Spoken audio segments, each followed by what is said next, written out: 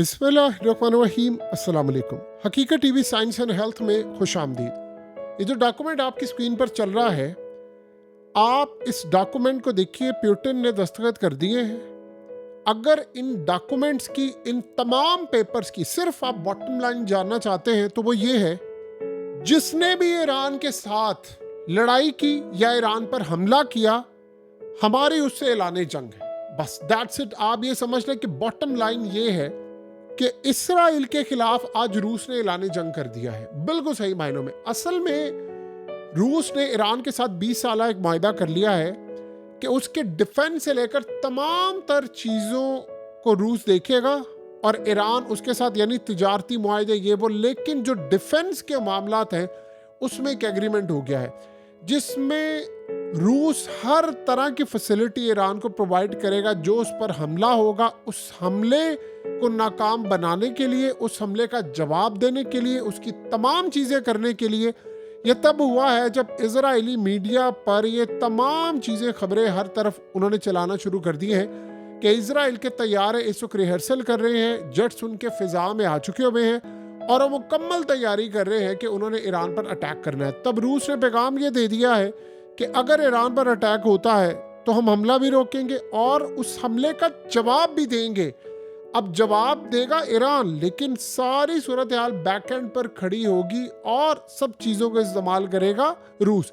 और जिस तरह ईरान ने ड्रोन्स और मिसाइल पहुंचाए थे यूक्रेन की जंग में, रूस हर तरह की फैसिलिटी देगा और ईरान को जो भी सहूलत चाहिए होगी इजराइल पर हमले के लिए वो रूस प्रोवाइड करेगा। ये समझने ऐलान जंग है। और ये तब हुआ है जब आप ये सोचें कि ओमान के सुल्तान इस वक्त हंगामी दौरे पर रूस पहुंचे हैं और उन्होंने जाकर प्यूटिन को बताया है जो सारी सूरत हाल। आपको पता है कि ओमान और रूस इस वक्त ईरान के जो, यानी न्यूक्लियर टॉक्स चल रही हैं अमेरिका के साथ, उसमें किरदार अदा कर रहा है। और हैरान कुन तौर पर आकर जब उन्होंने बातचीत की और बताया है कि कितनी पॉजिटिव बात है, और ये सबसे बड़ी अहम डेवलपमेंट हुई है कि ईरान की और अमेरिका की बातचीत बड़ी अहम हुई है। तो सुल्तान ने प्यूटिन को बड़ा पैगाम दिया है कि चीज़ें बड़ी स्मूथ हैं। ईरान ने भी लचक दिखाई है काफ़ी हद तक और अमेरिका ने भी लचक दिखाई है। तो हम किसी ब्रेक थ्रू की तरफ जा सकते हैं और सारी चीज़ें आगाह की कि क्या मामला हो सकता है, हमें कैसे लेकर चलना है, कैसे बड़ी जंग से बचना है और क्या स्ट्रेटजी होगी। ये सारे का सारा वहाँ पर डिस्कस हुआ है। अब आप इमेजिन करें कि बज़ाहिर तो सुनने को बड़ी अच्छी बात लग रही है, अमेरिका भी लचक का मुजाहरा कर रहा है और अमेरिका और ईरान के दरमियान इतना बड़ा ब्रेक थ्रू हो गया है कि दो दुश्मन अब इस लेवल पर पहुंच गए हैं कि जी आपस में बातचीत हो। और बातचीत का जो दूसरा राउंड है उसमें इतनी पॉजिटिविटी आई है कि ईरान काफ़ी चीज़ें छोड़ने को तैयार है और अमेरिका भी छोड़ने को तैयार है। लेकिन जो असल कहानी है, अब ईरान के फॉरेन मिनिस्टर भी जा रहे हैं, ईरान के ऑफिशियल जा रहे हैं चाइना हंगामी दौरे पर, और वो चाइना को आगाह करने के लिए जा रहे हैं कि हमारी अमेरिका से टॉक्स बड़ी पॉजिटिव हो गई हैं, लेकिन इसराइल इन टॉक्स को, इन बातचीत को मुकम्मल तौर पर तबाह करने के लिए कुछ करने जा रहा है और वो इसको ख़त्म करने के लिए आखिरी हद तक जाएगा और उसके बाद उसने अटैक करना है हम पर। अब ये जो मामला सामने आया है, इस पर वो चाइना की मदद चाह रहे हैं। देखिए, चाइना के बारे में आप समझ लें कि अमेरिका ने 3 दिन पहले कहा था कि ट्रंप ने बीजिंग को आगाह किया है और कहा है कि आप लोग इस बात को अच्छी तरह समझ लें कि हमला हो रहा है जो यमन का हम पर, उसमें आप मदद करें। तो आप ये सोचें, मिसाल ले चले अमेरिका की हम बात मान लेते हैं, अगर चाइना की कंपनीज यमन को सैटेलाइट इंफॉर्मेशन दे रही हैं बकौल अमेरिका के, तो आप फिर ये समझ लें कि ईरान को वो क्या कुछ दे रही होंगी। अगर अमेरिका की बात ही सच मान लें तो फिर सोचें इनके साथ क्या असर होगा। सो लिहाजा इस सारी सूरत हाल के अंदर ये जो सबसे खतरनाक मरला है वो है, रूस ने अमेरिका को भी आगाह कर दिया है कि इजराइल को आप हमले से रोकें, क्योंकि हम फिर ईरान की मदद करने से बाज नहीं आएंगे। ईरान को बचाना हमारा अव्वलीन फरीजा है। देखिए, ट्रंप चाह रहा है डील यूक्रेन की और प्यूटिन चाह रहा है विक्ट्री, और यूक्रेन को मिलेगा जो वो डिजर्व करता है, यानी हार। तो ये तीनों अब अपनी अपनी चीजें समेटने जा रहे हैं। प्यूटिन ने जो चाहिए था ट्रंप को वो देने को तैयार है और ट्रंप को जो चाहिए था वो, अब जाहिर सी बात है प्यूटिन से जब मिलेगा, जब सारी सूरत हाल होगी तो रूस भी गेन करेगा। तो लेकिन सबसे बड़ी बात यह है कि अब ये आ रहे हैं टॉक्स की तरफ।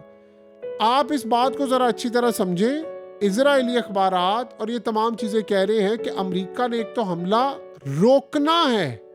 ये बड़ी अजीबोगरीब बात है कि हमला करना नहीं, रोकना है। वो कर क्या रहे हैं? कहते ट्रम्प ने मना किया हुआ है नेतन्याहू को कि तुमने हमला नहीं करना ईरान के ऊपर, और ईरान के हवाले से उसने बड़ा क्लियरली कहा है कि मेरी बातचीत चल रही है, तुम हमला ना करना और मैं तुम्हें अभी स्ट्राइक भी नहीं करने दूंगा। लेकिन साथ में ये भी कह रहे हैं कि नेतन्याहू ने फौज को अलर्ट रखा हुआ है, रिहर्सल हो रही है, सारा कुछ हो रहा है, और वो अमेरिका के ऑर्डर्स को बाईपास करके चला जाएगा हमला करने के लिए। और बाद में किसी ना किसी तरह, ये वर्ड जरा आप समझ लें, बाद में किसी ना किसी तरह अमेरिका ऑन बोर्ड हो जाएगा। देखिए अमेरिका का जो माजी बताता है वो तो जाहिर सी बात है, यही बताता है कि गंद करने वाले ये लोग हैं और कुछ ना कुछ ज़रूर होगा।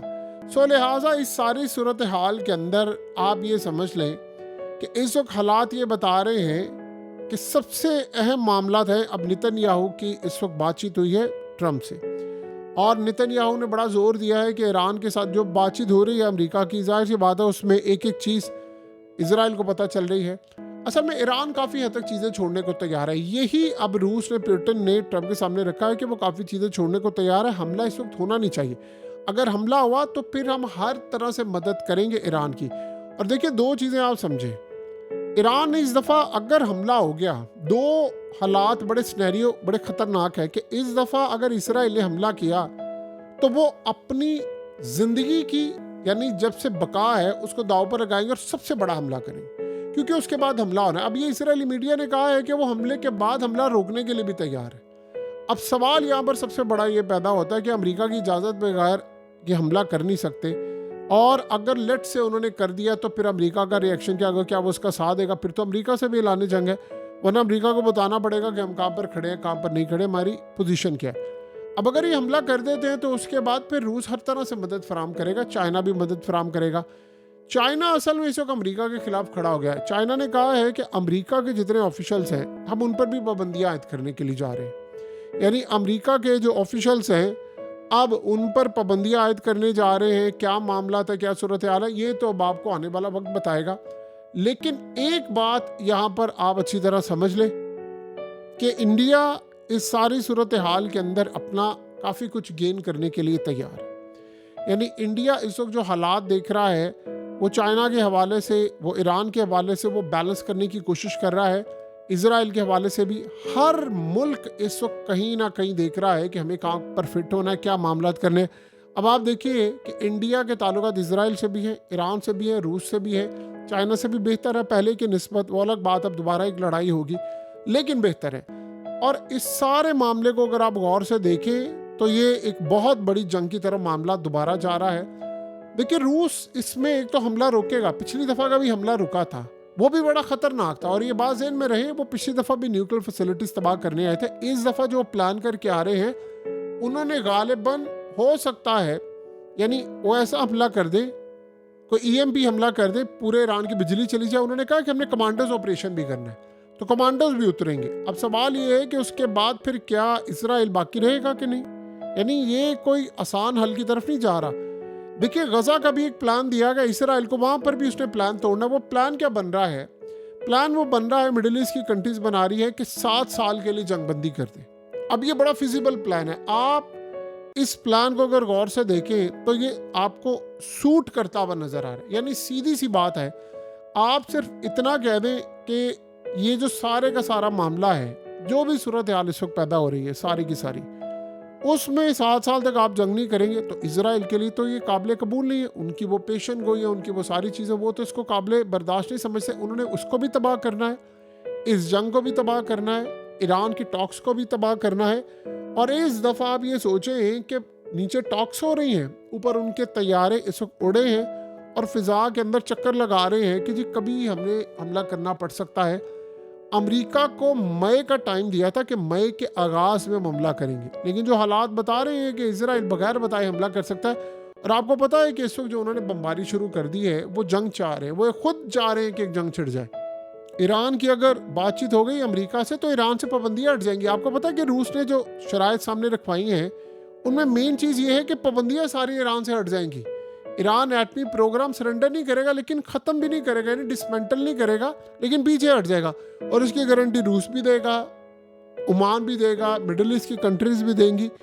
यानी वो सब चाह रहे हैं कि ईरान से कोई ना कोई डील हो जाए, लेकिन जंग कोई नहीं चाह रहा और इसराइल की जंग को वो रोकना चाह रहे हैं। तो अगर हमला होता है ईरान पर तो इस दफ़ा डायरेक्टली तो शायद जवाब नहीं जाएगा रूस का, इनडायरेक्टली होगा और हर तरह से मदद, मिसाइल, तमाम चीज़ों को सामने रखकर बहुत बड़ा हमला होगा। और ये हमला इसराइल इस दफ़ा शायद रोक ना पाए, जिस तरह पहले हुआ था। इस दफ़ा वो बहुत ज़्यादा बुरा और तबाहकुन हमला करेंगे। आप किसी के मुल्क में कमांडोज ऑपरेशन की बात करो, आप पर हमला ना हो, ये नहीं हो सकता। हकीकत टीवी साइंस एंड हेल्थ की इस वीडियो के नीचे कमेंट ज़रूर कीजिए, अपनी राय का इजहार ज़रूर करें और इस वीडियो को हर जगह शेयर करते हुए चैनल को सब्सक्राइब ज़रूर करें।